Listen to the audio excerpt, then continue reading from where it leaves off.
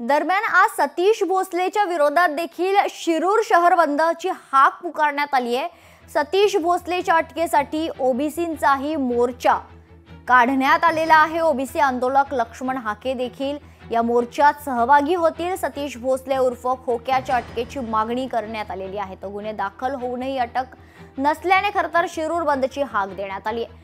बीडच्या शिरूरमधील सर्व व्यापाऱ्यांचा या बंदला पाठिंबा दिसतोय। बीड जिल्ह्यातला शिरूर कासारमध्ये खरतर आज सतीश भोसलेच्या अटकेच्या मागणीसाठी बंदची हाक देण्यात आली आहे। सतीश भोसले उर्फ खोक्याभाई याला लवकरात लवकर अटक करावी अशी समस्त गावकऱ्यांची मागणी आहे। सर्व व्यापाऱ्यांनीही या बंदला पाठिंबा दर्शवलाय। हरिण, ससे, काळवीटची शिकार करणाऱ्या सतीश भोसले उर्फ खोक्याला अटक करावी, तसेच सतीश भोसले, सुरेश धस, गणेश धोकरट यांचे सीडीआर काढावेत। गणेश धोकरट या एपीआयला काढून दुसऱ्या अधिकाऱ्याची नियुक्ती करावी या मागण्यांसाठी आज शिरूर बंदची हाक देण्यात आली आहे। दरम्यान याचाच आढावा घेतलाय आमचे प्रतिनिधी हरिदास तावरे यांनी।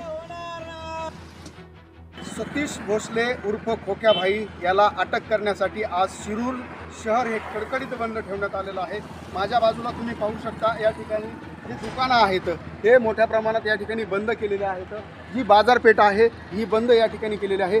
याच ठिकाणावरून सर्व शिरूर तालुक्याचं जे अर्थकारण आहे या ठिकाणावरून फिरत असतं आणि आज शिरूर शहर हे सतीश भोसले यांना अटक करा, त्याचबरोबर सुरेश धस असतील आणि सतीश भोसले, त्याचबरोबर या ठिकाणची जी पीआय आहेत यांचा देखील सीडीआर चेक करावा अशी देखील मागणी या ठिकाणच्या नागरिकांनी केली आहे। आणि याच्या विरोधामध्ये आज निषेध मोर्चा देखील या ठिकाणच्या नागरिकांनी थोड्याच वेळात निघणार आहे।